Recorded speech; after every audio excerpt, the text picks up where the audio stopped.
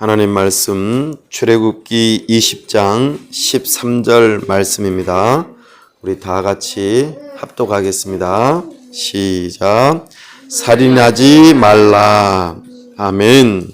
한 번 더 하겠습니다. 시작. 살인하지 말라. 아멘. 시간 다 같이 함께 기도하겠습니다. 하나님 아버지, 은혜와 사랑을 감사합니다. 복되고 거룩한 주일 하나님 앞에 나아왔습니다. 이 시간 우리와 함께하여 주옵소서. 하나님의 영광 보기를 사모합니다. 하나님의 영광 우리에게 나타내 주옵소서. 이 땅 위에 하나님의 영광을 보여주시고자 우리 주 예수 그리스도를 보내주시고 그 놀라우신 사랑 까닭에 우리가 이 시간 하나님 앞에 섭니다. 그 하나님의 영광을 보기를 사모하오니 이 시간 말씀을 통하여 우리 주 예수 그리스도의 복음을 듣게 하여 주옵소서. 우리 주님의 영광을 보고 듣고 경험하는 시간 되게 하여 주옵소서. 온전히 복음으로 말미암아 우리의 심령이 새로워지고 변화되어지고 구원받으며 참으로 하나님의 영광을 위하여 살아가는 심령들이 다 될 수 있도록 하나님 아버지 이 시간 은혜 베풀어 주시옵소서. 이 복음으로 말미암아 내 심령뿐만 아니라 나의 삶과 우리의 가정과 우리의 일터와 우리 삶의 터전과 이 도시가 이 나라와 민족과 열방이 새로워지는 역사가 있도록 은혜 베풀어 주시옵소서. 하나님의 나라가 임하기를 사모합니다. 우리 하나님께서 은혜를 허락하여 주옵소서. 하나님 아버지, 이 나라와 민족을 불쌍히 여겨 주옵소서. 세계적으로 참으로 코로나19가 참으로 많은 영향력을 발휘하고 있습니다. 우리 하나님께서 우리를 지켜 보호하여 주옵소서. 참으로 큰 어려움 가운데서 하나님의 지켜 보호하시는 날개 아래 우리가 숨기를 사모합니다. 하나님 아버지, 참으로 이 일을 해결하기 위하여 많이 세움받은 하나님의 사람들 불쌍히 여겨주시고 붙들어 주시고 하나님께서 붙들어 주셔서 이 사명을 잘 감당할 때에 우리 하나님께서 힘주시고 이 문제가 해결될 수 있도록 지혜와 능력을 허락하여 주시옵소서. 위로하여 주시고 힘주시고 우리 하나님께서 붙들어 주옵소서.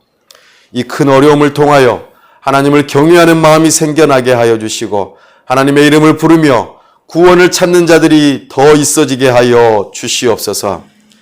우리 그리스도인들은 참으로 이 어려움 가운데서 긍휼의 마음을 가지고 위로하고 격려하며 우리 주님의 복음을 선포하고 참으로 우리 주님께서 사랑하라고 말씀하신 것처럼 우리도 저들을 사랑할 수 있는 우리 모두가 될 수 있도록 은혜를 더하여 주시옵소서. 특별히 이 어려움으로 인하여 참으로 정치적으로 경제적으로 많은 어려움과 위축됨 가운데 있습니다. 우리 하나님께서 붙들어 주시고 회복시켜 주시기를 원합니다. 우리 하나님께서 우리를 붙들어 주시고 은혜 주시기를 사모합니다. 하나님 아버지, 주님의 몸된 교회를 통하여 하나님의 영광이 선포되고 드러나기를 간절히 바랍니다. 함께 이곳을 통하여 만나는 모든 심령들이 주의 복음을 듣게 하시고 주님의 몸된 교회가 세워지는 역사가 있도록 은혜를 더하여 주시옵소서. 이 시간 하나님의 이름을 부르고 찾아온 모든 심령 위에 우리 하나님께서 복을 주시고 모든 기도 제목들이 응답받는 역사가 있도록 은혜를 더하여 주시옵소서. 이 시간 함께 하시고 우리에게 복 주시며 하나님의 영광을 밝히 드러내 주시기를 간절히 바라올 때 우리 주 예수 그리스도의 이름으로 기도하옵나이다. 아멘.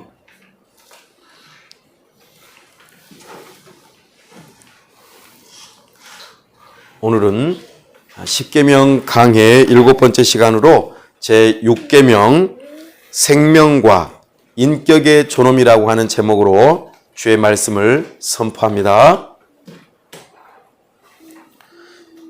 십계명은 하나님의 구원받은 백성을 향하여 주시는 하나님의 말씀입니다.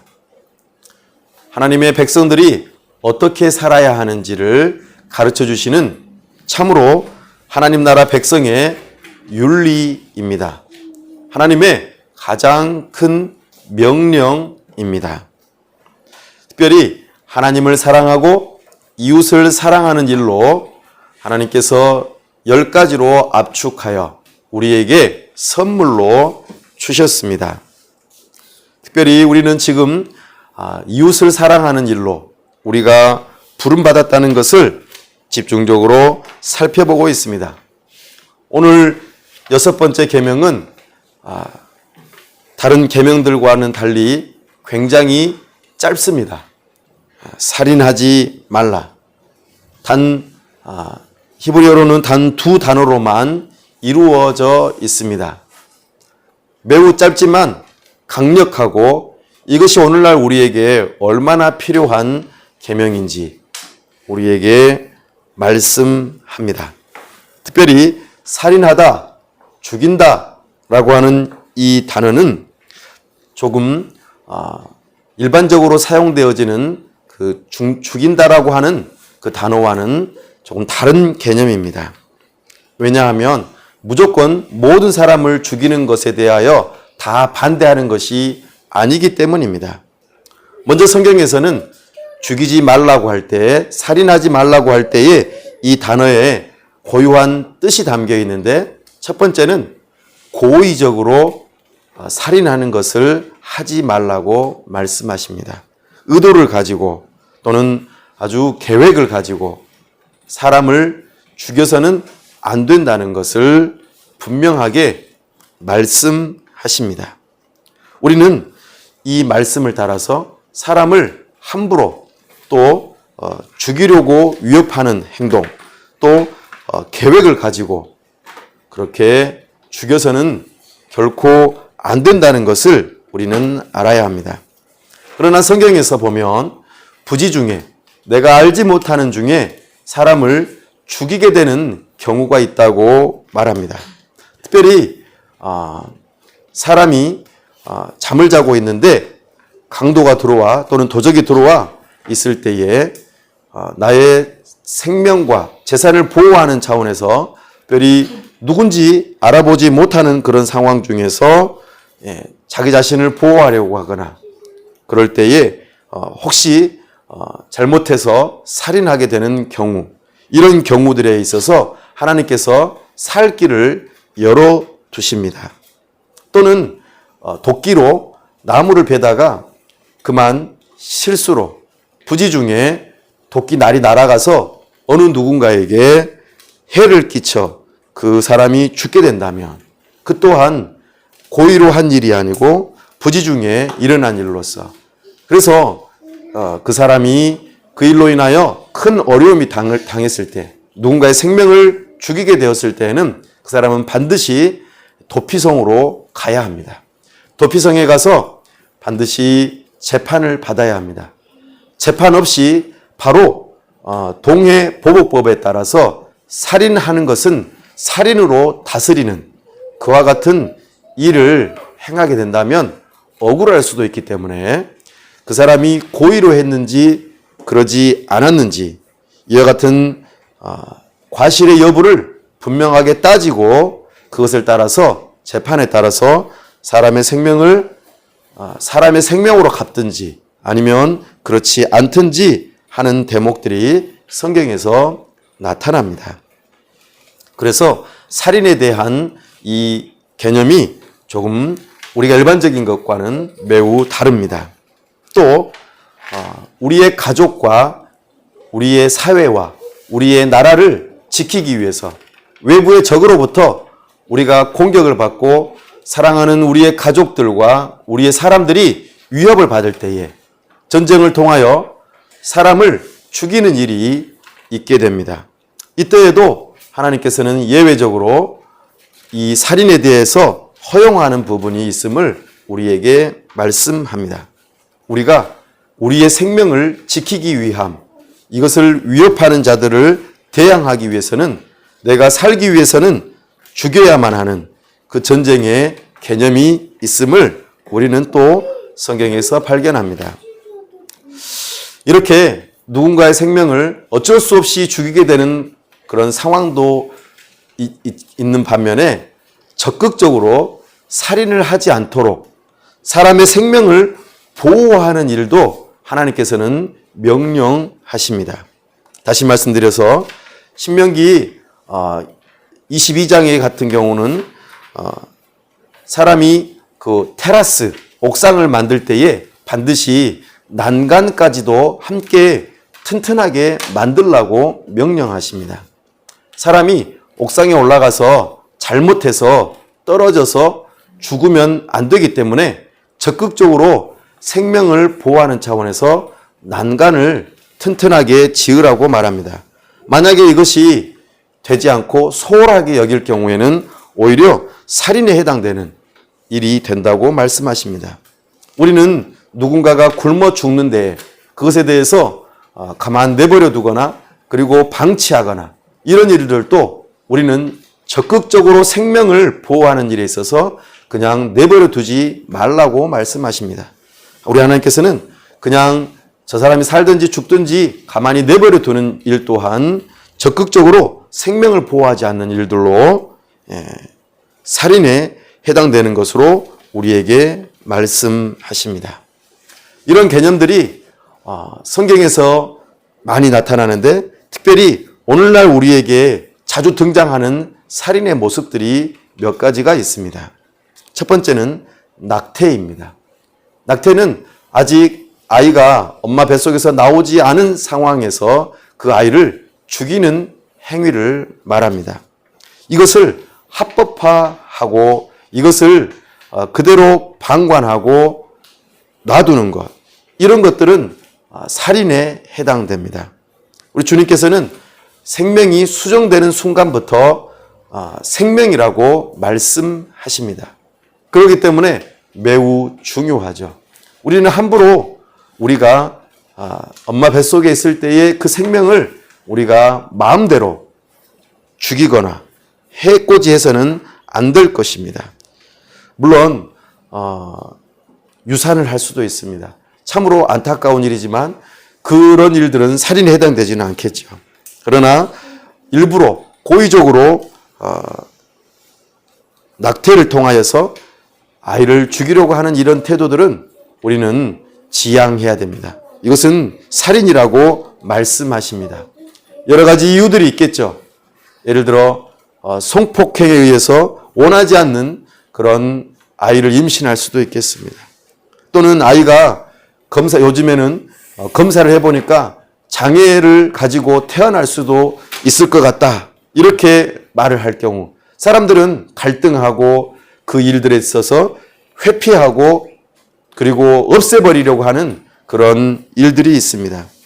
그러나 우리는 그렇게 해서는 안 됩니다. 성경에서는 분명하게 이 또한 생명을 죽이는 일이라고 하나님께서 금하고 계십니다. 또 나아가 자살하는 행위도 마찬가지입니다. 생명의 주인은 하나님이십니다. 이것은 조금 다른 개념인데 내가 상대방을 죽이는 것이 아니라 내가 내 자신을 죽이는 행위입니다. 이 또한 하나님께서는 금하고 있는 죄입니다. 그래서 우리는 스스로 자기 자신의 목숨을 끊는 일을 하지 말아야 합니다. 우리 주님께서는 이 또한 살인이라고 말씀하십니다. 뿐만 아니라 안락사, 존엄사라고도 하는, 예를 들어 생명이 연장되어지는 그 일을 두고 스스로 또는 의사나 어떤 누군가가 이 일을 주도해서 일부러 죽이는 그와 같은 일들에 있어서 이 또한 살인이라고 말씀하십니다. 병들었고 그리고 매우 고통 중에 있더라도 하나님께서 허락하시는 하 안에서 우리는 그 생명을 계속해서 유지해야 합니다. 물론 이런 부분이 좀 민감할 수도 있겠지만 치료할 수도 있겠죠. 그러나 치료를 멈추고 하나님께서 나의 생명을 인도해달라고 그렇게 멈추는 일이 있을 수도 있겠습니다. 이런 부분은 살인에 해당되지 않겠습니다. 그러나 일부러 치료를 그만두는 것 그 이상으로 일부러 생명호흡기를 그렇게 떼버리고 멈추게 만드는 일, 이와 같은 일들은 살인에 해당될 것입니다. 요즘에 뉴스에서 많이 나오는 생활고를 비난하거나 참으로 어려움을 겪어서 가족을 먼저 살해하고 그리고 나중에 자기 자신이 자살하려고 하는 이와 같은 모습들이 계속해서 나타나고 있다는 것을 접하게 됩니다. 가족을 살해하고 내가 죽으면 어차피 이 가족들, 아이들은 어차피 제대로 살지 못할 것이니까 내가 미리 죽여야겠다. 이렇게 생각하고 죽이는 일들, 그리고 동반 자살하려고 하는 이런 일들이 하나님 앞에서는 살인에 해당된다고 분명하게 말씀하십니다. 이런 일들은 하지 말아야 합니다. 뿐만 아니라 너무나 많은 일을 힘에 붙이는 일들을 너무 많이 해서 과로한 가운데에 죽는 일이 있습니다. 이런 일들도 살인에 해당됩니다. 우리는 굉장히 열악한 환경에서 일을 하거나 또는 너무나 많은 일을 하여서 죽는 일들이 오늘날 현대에 특히 한국 안에서는 참으로 많은 것을 바라보게 됩니다. 우리는 적극적으로 생명을 보호하는 차원에서 일하는 것은 아주 중요하지만 쉼이 반드시 필요하다는 것을 우리는 기억해야 합니다. 그리고 위험한 상황에서 일할 때에 그 일을 벗어날 수 있도록 안전장치를 적극적으로 하는 것들, 이런 것들은 매우 필요하죠. 이런 것들이 없는 경우, 그리고 오히려 부추기고 과로하고 더욱더 힘들게 일하는 이런 일들도 살인으로 나아가는 방향성이 있다는 것을 우리는 간과해서는 안 될 것입니다. 이렇게 성경에서 말하는 바 살인에 해당되는 것, 또 그렇지 않는 부분들에 있어서 구별되어지고 오늘날 우리의 삶 가운데서 나타나는 일들이 많이 있다는 것을 살펴보게 됩니다. 그런데 왜 우리는 살인하지 말아야 할까요? 그것은 성경에서 분명하게 말씀하고 있는 바 우리가 하나님의 형상을 따라 지음받았기 때문입니다. 우리 모든 사람, 이것은 조건하고 상관없습니다. 남자든 여자든 병이 있든 없든 태아든 이렇게 자랐든 아주 연로한 노인이든 상관없이 돈이 많든 적든 상관없이 모두가 다 공이 하나님으로부터 형상을 부여받았다는 것입니다. 이것은 예수님을 믿는 사람이든 믿지 않는 사람이든 다 똑같습니다. 하나님의 형상을 따라 지음받았다는 것을 우리는 기억해야 합니다. 그 하나님의 형상을 따라 지음받은 우리가 함께 연결되어 있는 이 육체, 이것은 매우 유기적으로 연결되어 있습니다. 영혼은 거룩하고 좋은 것이고 육체는 나쁜 것이고 악하다라고 생각하면 안 됩니다. 이것은 잘못된 생각입니다.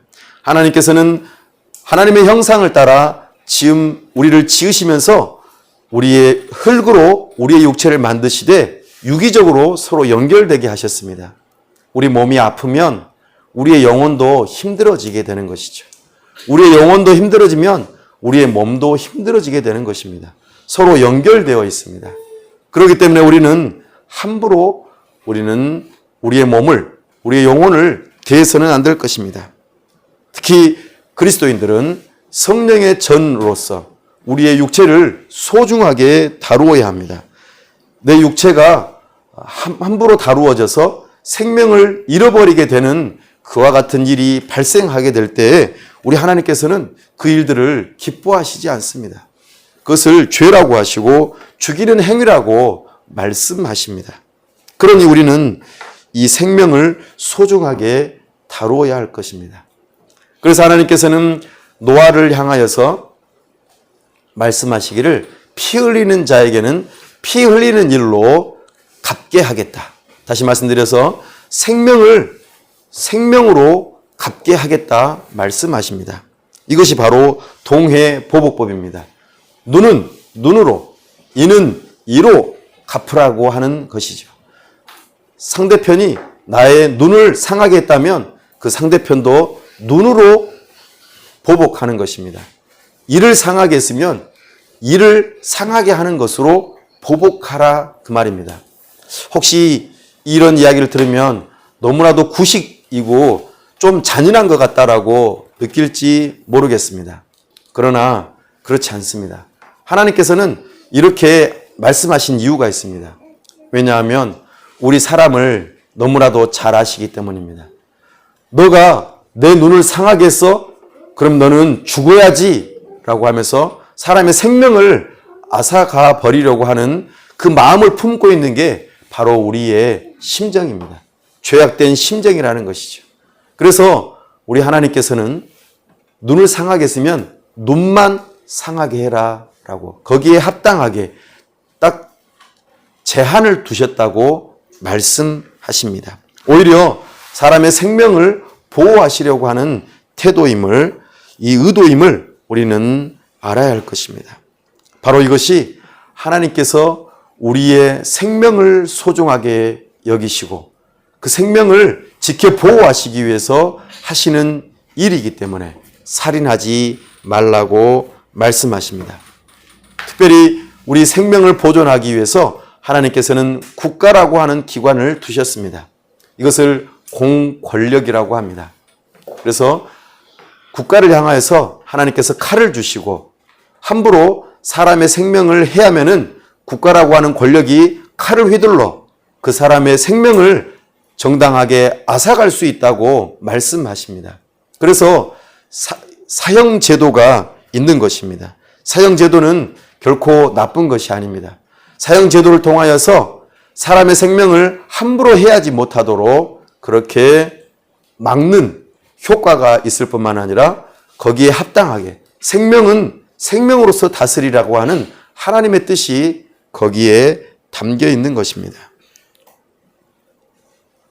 물론 국가가 함부로 칼을 휘둘러 죄가 없거나 또 재판을 받지 않고 그 사형에 해당되는 그런 일들을 하지 않았음에도 불구하고 공권력으로 사람을 함부로 해야 한다는 것, 이것 또한 경계하고 잘못된 일입니다. 하나님께서 맡기신 칼을 잘못 휘두르는 것이죠. 그것은 막아야 하는 것입니다. 그래서 국가에서 공권력을 휘두를 때에는 또 한 번 이렇게 견제하는 일들이 반드시 필요한 것입니다. 하나님께서는 이렇게 생명을 소중하게 여기시기 때문에 하나님으로부터 온 생명을 지켜 보호하라고 우리에게 6번째 계명을 주신 것입니다. 모세를 통하여서 주신 이 계명이 예수님에게서는 어떻게 해석이 되어질까요? 예수님께서는 이 살인하지 말라고 하는 계명을 마태복음 산상수훈 5장에서 이렇게 말씀하십니다. 우리는 생명뿐만 아니라 인격을 우리는 죽여서는 안 됩니다라고 말씀하십니다. 예를 들어 형제를 향하여서 욕하고 미워하는 것, 마음속에 실제적으로 행동으로 사람을 죽이지 않았어도 마음속으로 분노하고 미워하는 마음을 가지고 있는 것, 이 자체만으로도 살인죄에 해당된다고 말씀하십니다. 예수님께서는 모세의 율법을 폐하러 오신 게 아닙니다. 모세의 율법을 완성하러 오셨습니다. 하나님의 법을 분명하게 하시되 놀랍게도 실제적으로 해를 끼치지 않고 마음에서 품었던 그 행위마저도 하나님께서는 살인죄에 해당된다고 말씀하십니다. 놀랍지 않습니까? 내 마음에 분노를 가지고 화를 품고 미워하는 마음을 가지고 있는 것, 욕하는 것, 이 모든 것이 살인죄에 해당되는 것으로 지옥불에 떨어져야 하는 엄청난 죄라고 분명하게 말씀하십니다. 우리는 이 살인죄에 해당되는 것의 가장 근원이 어디에 있는지를 이 말씀을 통하여 살펴볼 수 있습니다. 우리는 멀리도 갈 필요 없습니다. 창세기 4장을 보면은 금방 알 수 있습니다. 아담과 하와의 두 아들이 있었습니다. 첫째 아들 가인, 둘째 아들 아벨. 범죄한 이후로 사람에게 찾아온 그 죄성이 놀랍게도 형제지간에 서로 죽고 죽이는 관계로 나타났다는 것입니다. 가인은 아벨을 미워했습니다. 분노했죠. 왜 그랬습니까? 하나님께서 가인과 가인의 재물을 받지 않으시고 아벨과 아벨의 재물을 받으시는 것을 보고 분노했습니다.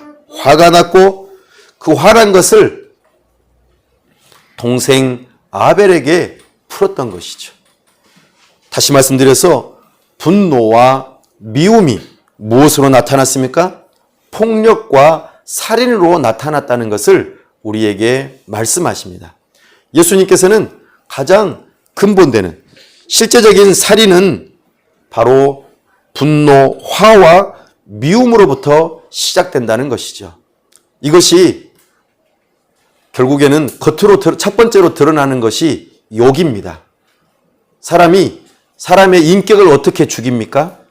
바로 욕하는 것을 통해서 죽이게 되어 있습니다. 미워하는 마음, 분노하는 마음을 표출하는 첫 번째 방식이 욕하는 것입니다. 오늘날 살아가는 사람들의 많은 경우가 입에다가 욕을 달고 삽니다. 그들 안에 분노가 가득 찼고 미움이 가득 찼습니다.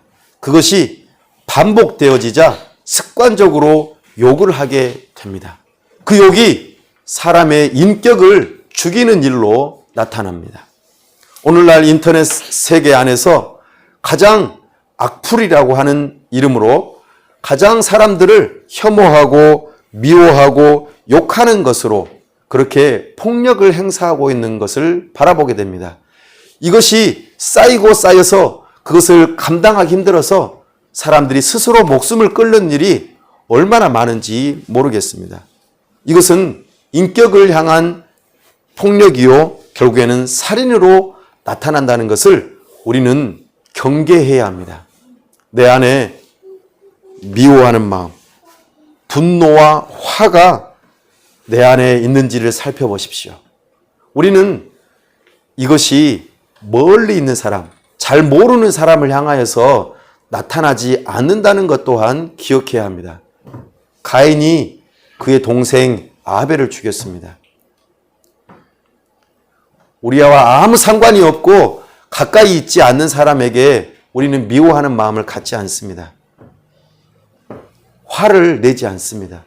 나와 가장 가까이 있는 사람에게 화를 내고 미워하게 되죠. 이것이 결국에는 욕하게 되고 폭력과 살인으로 나타난다는 것을 우리는 잊지 말아야 합니다. 경계해야 합니다. 오늘 나와 가장 갈등의 중심선상에 있는 사람들은 가장 나를 잘 아는 사람, 나와 가장 가까운 사람, 살을 맞대고 사는 사람, 그 사람이 바로 대상이 될 수 있다는 것을 잊지 말아야 합니다. 사랑하는 여러분, 우리는 여기에서 예외일 수 없을 것입니다. 설교를 하는 저나 설교를 듣는 여러분이나 모두가 다 마음속에 미움과 분노, 화를 가지고 어느 대상을 향하여서 욕하거나 또는 폭력을 행사하거나 그렇게 살인하는 일들이 있었다는 것을 우리는 간과할 수 없습니다. 요한일서 3장 15절에서는 사랑하지 않는 미워하는 자들을 향하여서 살인자라고 고발하고 있습니다. 사랑하는 여러분, 우리 모두는 심하게 들릴지 모르겠지만 미워하는 자들, 화내고 미워하는 자들을 향하여서 살인자라고 말씀하십니다. 사랑하지 않는 자들을 향하여서 말이죠. 우리 모두는 살인자입니다. 예수님의 기준에서 보면은 모두가 다 그렇습니다. 우리는 왜 화를 내고 미워합니까? 왜냐하면 상대방을 인정하고 싶지 않기 때문입니다. 내 자리에 누군가가 가깝게 오거나 빼앗거나 그리고 함께 하는 것을 매우 싫어합니다. 타인의 자리를, 나와 가장 가까운 사람의 그 자리를 인정하지 않기 때문에 그 미워하는 마음이 생깁니다. 나는 쟤만 없으면 살겠어. 나는 누군가가 없으면 살겠어. 없어져 버렸으면 좋겠어. 하는 이 마음이 마음 깊은 곳에 자리 잡고 있습니다. 쟤 때문에 나는 너무 힘들다. 괴로워. 쟤만 멀리 가버렸으면 좋겠어. 없어졌으면 좋겠어 하는 이 마음. 사랑하지 않는 마음. 용서치 않는 마음이죠. 쟤 때문에 내가 힘들어. 이것이 우리 마음 깊은 곳에서 화와 미움으로 자리 잡는 것입니다. 예수님께서는 이런 자들을 향하여 지옥불에 들어갈 자들이라고 말씀하십니다. 우리 모두는 하나님 앞에서 살인자라고 말씀하십니다. 물론 분노에는 두 가지의 종류가 있습니다. 조금 전에 말씀드렸던 것처럼 내 자리를 내주지 않고 욕심으로 나 혼자 있으려고 하는, 그리고 다른 사람을 용납하지 않는, 쟤 때문에 내가 인정받지 못하고 괴롭고 힘든 것 때문에 분노하는, 화를 내는 것이 하나가 있습니다. 나쁜 것이죠. 그러나 좋은 분노도 있습니다. 이것을 다른 말로 의분이라고 합니다. 어떤 것을 의분이라고 하냐면 잘못된 것, 불의한 것에 대해서 분노하는 것입니다. 저것은 잘못된 거야. 이것은 하나님의 마음입니다. 하나님께서는 죄를 그냥 내버려 두시지 않으십니다. 죄에 대해서는 반드시 의로서 다스리며 분노하십니다. 불의에 대해서는 반드시 심판하시는 것이죠. 이것이 의분이라고 하는 것입니다. 좋은 분노입니다. 그러나 이 분노는, 의로운 분노는 사람은 참으로 간사하고 또한 안타깝게도 이 마음을 품는 것이 극히 드뭅니다. 거의 나에게 이익과 따져서 분노하는 경우가 대부분이기 때문입니다. 정말 옳은 일을 위해서 분노하는 사람은 많지 않습니다. 그렇기 때문에 우리는 하나님의 분노, 진노의 대상이 된다는 것을 성경에서 말씀하십니다. 우리는 하나님의 분노의 잔, 진노의 잔을 우리를 향하여 쏟아부으시는 대상이라는 것입니다. 하나님의 그 진노의 잔을 우리에게 쏟아부으시는 것은 매우 정당합니다. 의로우십니다. 하나님께서 우리에게 분노를 조장하지 않으십니다. 하나님께서는 우리의 잘못된 것을 향하여서 의롭게 분노하십니다. 그러나 여기에 복음이 있습니다. 이 복음을 붙드시기 바랍니다. 하나님의 그 의로운 분노의 잔을 예수님께서 2000년 전에 저 겟세마네 동산에서 대신 마시셨습니다. 아버지여, 이 잔을 내게서 지나가게 하옵소서. 3번이나 말씀하셨습니다. 이 분노의 잔, 진노의 잔이 얼마나 괴로운지, 감당하기 힘든지 예수님께서는 할 수만 있거든 지나가기를 원한다고 하셨습니다. 그러나 아버지의 뜻이 이루어지기를 원합니다. 제가 아버지의 그 의로우신 분노의 잔을 대신 마시겠습니다. 고백합니다. 결단합니다. 그리고 나아가죠. 실제적으로 저 십자가에서 그 하나님의 진노의 잔이 쏟아 부어지는 것을 우리는 성경을 통하여 바라보게 됩니다. 예수님께서는 우리가 받아야 할 그 하나님의 의로우신 분노의 잔을 대신 받으셨습니다. 마시셨습니다. 전부 다 온몸으로 쏟아 부음을 당하셨습니다. 이것이 복음입니다. 예수님께서는 강도처럼 마치 살인자처럼 취급을 받으면서 십자가 형벌을 받으셨습니다. 예수님의 옆에 강도들이 있었습니다. 강도들은 누구입니까? 다른 사람의 생명을 해하고 남의 것을 빼앗는 자들입니다. 살인자들입니다. 예수님은 살인자의 동료로 취급당하시면서 저 십자가에서 죽으셨습니다. 바로 내가 당해야 할 그 십자가, 내가 살인자요, 내가 받아야 할 그 하나님의 의로우신 분노의 잔을 예수님께서 살인자처럼 취급당하시면서 죽으셨다는 것입니다. 그러면서 예수님께서는 한 회심하는 강도를 용서하십니다. 내가 오늘 나와 함께 낙원에 있으리라. 내가 오늘 나와 함께 낙원에 있으리라. 강도를 용서하십니다. 살인자요, 사람을 미워하고 화내며 욕하고 폭력을 행사하고 사람을 죽였던 그들이 인격을 죽이고 사람의 생명을 해야 했던 그 사람들을 향하여 내가 용서한다고 말씀하십니다. 그 진노의 잔을 대신 받으면서 말입니다. 사랑하는 여러분, 그 용서하시는 예수님께서 오늘 우리를 향하여서도 말씀하십니다. 살인자 되었던 하나님의 진노와 저주를 받아 마땅한 우리를 향하여 말씀하십니다. 내가 너를 용서하노라. 내가 오늘 나와 함께 낙원에 있으리라. 이것이 복음입니다. 이 복음을 붙드십시오. 살인자 된 우리를 향하여서 용서하십니다. 내가 대신 진노의 잔을 받았노라. 내가 너를 용서하노라. 나를 붙들어라. 나를 믿어라. 나에게 오는 자에게는 이 모든 죄를 용서해 주겠다. 오늘 우리 주님의 복음을 붙드십시오.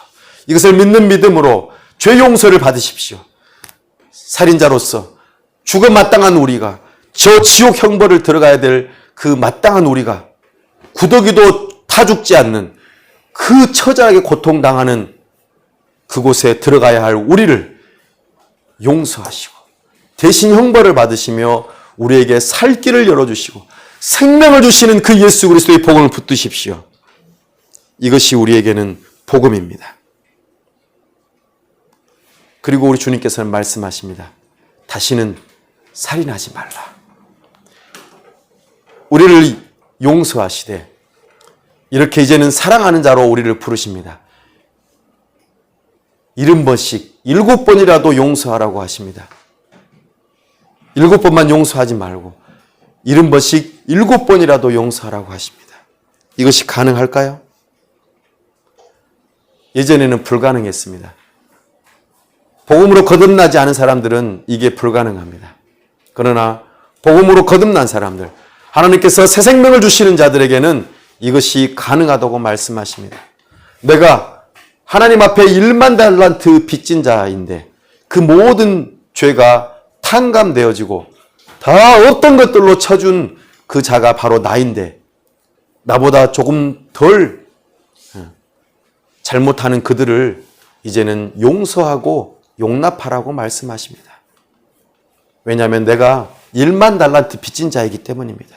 이 믿음을 갖고 있는 자라면 100데나리온 빚진 자는 용서해 줄 수 있다고 말씀하십니다. 이 일로 우리를 부르시며 네가 복음의 능력을 경험하라고 오늘 거룩한 삶으로 우리를 부르십니다. 하나님을 사랑하듯이 하나님의 사랑을 받은 자처럼 이제는 이웃을 사랑하라고 부르십니다. 이것이 복음의 능력을 경험한 사람입니다. 하나님께서 우리를 화평케 하는 자로 부르십니다. 화평을 심는 자로 부르십니다. 하나님께서 우리를 피스메이커로 부르십니다. 이 일의 앞에 우리는 아멘으로 화답하시고 내가 용서받은 자처럼 용서하는 것을 경험하고 그렇게 용납하며 참된 자유와 그리고 하나님의 자녀로서의 그 칭호를 받으시기 바랍니다.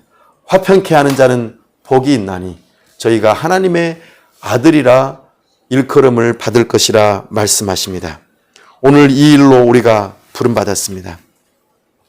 사랑하는 여러분, 오늘 말씀을 정리합니다. 우리 주님께서는 오늘 살인하지 말라 말씀하십니다. 그 살인에 대하여 분명하게 개념을 정리해 주십니다. 이 살인은 하나님의 형상으로 지음받은 자들이기 때문에 우리는 하지 말아야 합니다. 하나님께로부터 부여받은 생명과 인격을 함부로 대하지 말라고 합니다. 왜냐하면 바로 그것이 곧 하나님을 향한 모독이요, 하나님을 향한 욕이요, 하나님을 향한 미움이요, 하나님을 향한 살인 행위라고 말씀하십니다. 어느 누가 하나님을 향하여 대적할 수 있겠습니까? 하물며 하나님의 형상을 따라 지음받은 어느 누구도 다 존귀하다는 것을 우리는 기억해야 합니다. 그가 어떠한 조건을 가지고 있든지 말입니다. 우리는 소극적으로 살인하지 않는 것뿐만 아니라 적극적으로 사람의 생명을 살리는 일에 우리는 나서야 한다는 것을 부름받았습니다. 용서받은 자처럼 용서하십시오. 적극적으로 생명을 살릴 수 있는 일들에 힘쓰십시오. 이것이 오늘 우리가 하나님의 자녀로서 부름받은 그 사명입니다. 이 일 앞에 우리가 아멘으로 화답하며 적극적으로 살인하지 말라 이것만이 아니라 적극적으로 생명을 살려라, 생명을 향하여 축복해라, 생명을 향하여서 용서해라, 이 적극적인 명령 앞에 우리가 아멘으로 화답하는 하나님의 사람들이 다 될 수 있기를 간절히 바랍니다. 기도하겠습니다. 말씀을 붙들고 다 함께 기도하겠습니다. 하나님 아버지, 이 시간 우리를 향하여 살인하지 말라 명령하여 주시니 감사합니다. 참으로 우리는 살인한 자요, 하나님 앞에서 죽어 마땅하며 지옥불에 들어가도 합당한 존재인데 우리 대신 하나님의 진노와 저주를 예수 그리스도를 통하여 다 받게 하시고 우리에게 생명의 길을 열어주심을 감사합니다. 주님을 찬송합니다. 우리를 용서해 주신 것을 인하여 감사, 찬송, 영광을 올려드립니다. 이제는 용서받은 자처럼 이제는 분노하지 않고 미워하지 않고 욕하지 않고 폭력을 행사하지 않고 살인하지 않고 적극적으로 하나님께서 우리에게 맡겨주신 나와 가장 가까운 사람들과의 갈등을 지혜롭게 풀 수 있는 참으로 화평케 하는 자가 되게 도와주시옵소서. 갈등을 잘 지혜롭게 풀어가면서 용서하면서 하나님의 자녀답게 살인하지 않을 뿐만 아니라 적극적으로 사랑하는 생명을 살리는 데에 우리가 쓰임받기를 원합니다. 우리 하나님께서 우리를 붙들어 주시고 참으로 새 생명을 얻은 자처럼 인격을 사랑하고 생명을 사랑하는 자로서 그렇게 부름받은 자로서 오늘 우리가 살아가는 모두가 되게 하여 주시옵소서. 우리 주님께서 붙들어 주시고 하나님의 자녀답게 그렇게 일컬음 받는 복된 인생이 다 되기를 간절히 바라올 때 우리 주 예수 그리스도의 이름으로 기도하옵나이다. 아멘.